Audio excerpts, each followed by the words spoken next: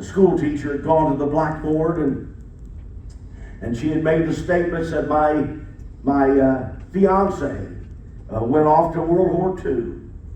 And said it was a dark time in human history.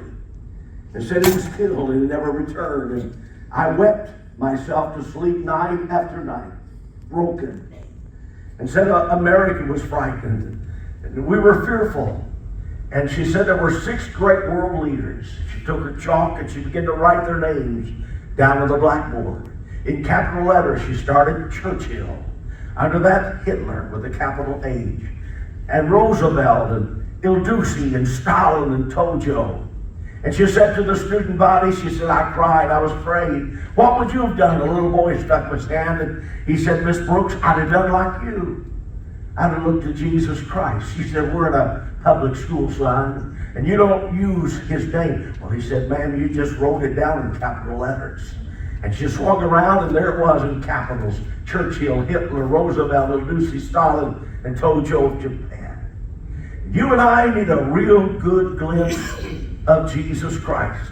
And Ezekiel picks out the telescope for a moment, and he sees, the Bible said, the face of a man.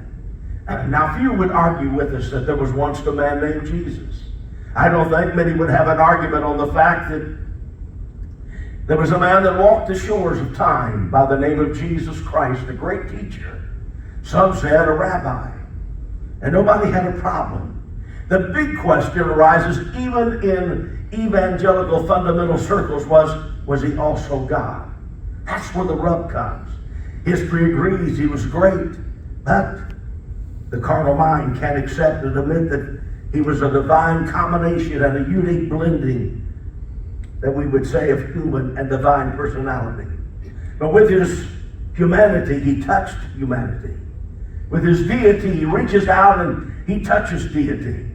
I don't know if anybody's ever preached to you about John 3:16. I would assume they have. God reaching the furthest he could reach from heaven down to the crust of earth could not reach man. The first 12 letters of that great, beautiful verse, for God so loved the world that he gave his only begotten, and he's reaching for us, but he couldn't reach us. Man reaching up can't get a hold of God, that whosoever believeth in him should not perish, but have everlasting life. The word, the 13th word in between is Son. For God so loved the world that he gave his only begotten Son. And that Son reaches up and touches deity, and he reaches down and he touches humanity.